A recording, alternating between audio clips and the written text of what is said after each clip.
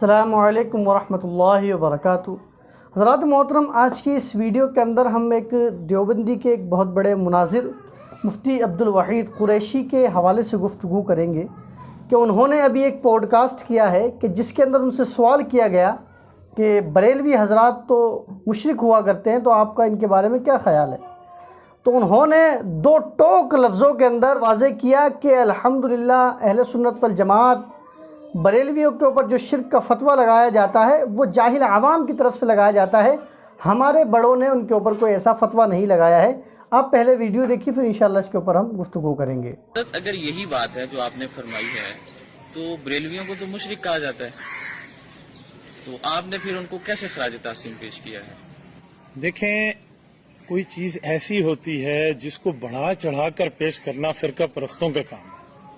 ہمارے اکابر علماء دیوبند نے بریلویت پر شرک کا فتویٰ دیا ہو، ایسا فتویٰ میری نظر میں تو کہیں نہیں ہے کہ ہمارے علماء نے ان کو کافر کہہ دیا ہو، مشرک کہہ دیا ہو۔ بعض ان حضرات کی طرف سے تو علماء دیوبند وغیرہ پر اس طرح کی شدت ہے، لیکن سنجیدہ طبقے میں نہیں ہے۔ تو یہ روش ان والی ہمارے طبقے میں کب سے آ گئی کہ ہم مشرک کے اور کفر کے اور شرک کے فتووں کی مشین چلا کے بیٹھے ہیں؟ دیکھیں، جس مسئلے پر بریلوی علماء کو مد نظر رکھ کے یہ شرک کے فتوے کی بات کر رہے ہیں، غیر اللہ سے مدد اور قبر پہ سجدہ اور غیر اللہ کو خدا ماننا اور فلاں، میں نے تو بریلوی علماء میں چیز نہیں دیکھی۔ بریلوی علماء کے معاملہ یہ نہیں ہے۔ قبر پہ سجدہ، اس کے لیے تو گولڑا شریف سے لے کر مولانا احمد رضا خان صاحب تک باقاعدہ منع موجود ہے۔ ان کے علماء باقاعدہ اس کو منع کرتے ہیں کہ آپ ایسا نہ کریں۔ میں نے تو نہیں دیکھا کہ یہ لوگ شرک کرتے ہوں، شرک میں مبتلا ہوں۔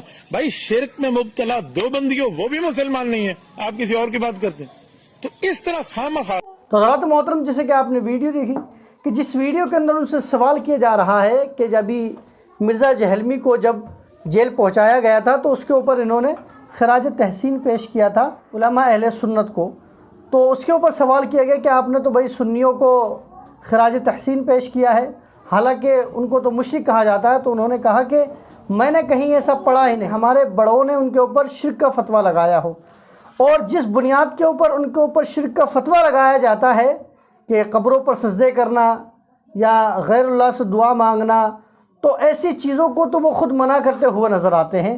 حضرات محترم، یقین جانیے، پہلی بات تو میں یہ صاف ظاہر کر دوں کہ ہمیں ان کی سند کی ضرورت نہیں ہے۔ الحمدللہ ہمیں پتہ ہے کہ ہم اس نحوست سے پاک ہیں، یعنی شرک ہو، کفر ہو اور بدعت وغیرہ ہو، اور خرافاتی بدعات جو ہیں ان تمام بدعاتوں سے، شرک سے اور کفر سے الحمدللہ اہل سنت والجماعت یعنی بریلوی حضرات ان تمام چیزوں سے پاک ہے۔ اب جو لوگ ہمارے اوپر شرک کا فتویٰ لگاتے ہیں، چاہے وہ قبر پہ سجدے کرنے کا معاملہ ہو یا کوئی اور بات ہو، تو حضرات محترم وہ ہماری کتابوں میں سے پڑھ کر نہیں لگاتے کہ ہماری کتابوں میں لکھا کیا ہوا ہے۔ اب آپ دیکھیے کہ انہوں نے مثال دی جس چیز کے اوپر یہ شرک کا فتویٰ لگاتے ہیں، تو گولڑا شریف سے لے کر امام احمد رضا خان فاضل بریلوی علیہ رحمۃ الرضوان کا دو ٹوک اس مسئلے کے اندر حکم ہے کہ آپ کو قبروں پر سجدہ نہیں کرنا ہے۔ الحمدللہ آپ نے کسی عالم دین کو بھی نہیں دیکھا ہوگا کہ وہ کسی قبر کے اوپر سجدہ کر رہا ہو۔ ہاں، ہم یہ ضرور کہہ سکتے ہیں کہ جو عوام اہل سنت ہے اور جو علم سے دور ہیں، جن بیچاروں کے پاس علم نہیں ہے، اور مزارات کے اوپر جو جاہل مجاور بیٹھے ہوئے ہیں، وہ لوگ زبردستی ان سے سجدہ کرواتے ہیں اور بہت سے معاملات ایسے کرواتے ہوئے نظر آتے ہیں۔ تو الحمدللہ اگر کوئی صحیح طریقے سے ہماری اہل سنت والجماعت کی کتابوں کو پڑھے گا اور دیکھے گا ہمارے نظریات کو، تو وہ یہ کہنے پر مجبور ہو جائے گا کہ بے شک اہل سنت والجماعت ایسی جماعت ہے کہ جس کے اندر شرک کی بو بھی نہیں ہے۔ الحمدللہ ہمارا عقیدہ یہ ہے کہ اللہ تبارک و تعالی وحدہ لا شریک ہے، اس کا کوئی بھی شریک نہیں ہے، کوئی بھی کوئی بھی شریک نہیں ہے۔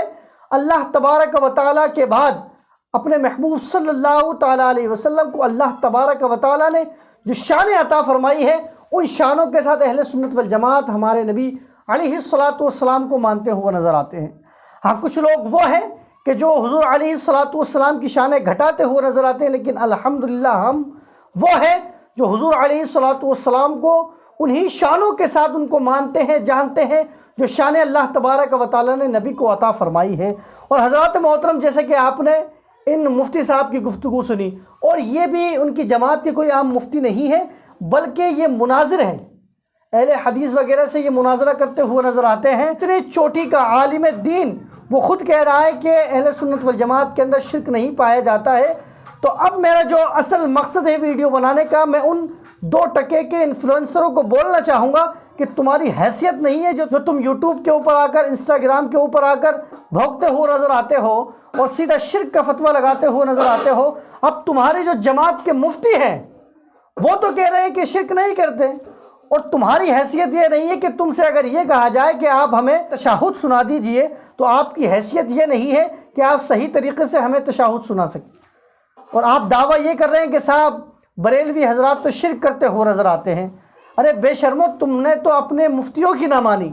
تب آپ مجھے بتائیے کہ جب تم اپنے مفتیوں کے سگے نہیں ہو، اب تم کہتے بھی ہو کہ ہمارے وہ بڑے ہیں، ہمارے وہ مفتی ہیں، لیکن تم ان کی بات نہیں مان رہے ہو اور اپنی طرف سے شرک کا فتویٰ لگاتے ہوئے نظر آ رہے ہو، جبکہ تمہارے مفتی صاحب نے خود کہا ہے کہ ہماری جماعت میں سے جو بڑے انہوں نے کسی نے نہیں لگایا.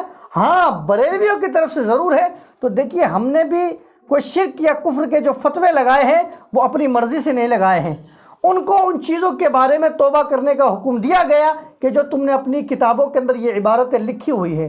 حضور علیہ الصلاۃ کے بارے میں یہ لکھا ہے کہ معاذ اللہ جیسا علم حضور علیہ الصلاۃ کے پاس ہے، ایسا علم تو پاگلوں کے پاس، مجنونوں کے پاس، بچوں کے پاس اور جانوروں کے پاس ہوتا ہے. تو آپ مجھے بتائیے کہ اس کے اندر توحید نہیں ہے؟ اور جب تم سے کہا گیا کہ اس کے اوپر توبہ کرو تو تم نے توبہ بھی نہ کی.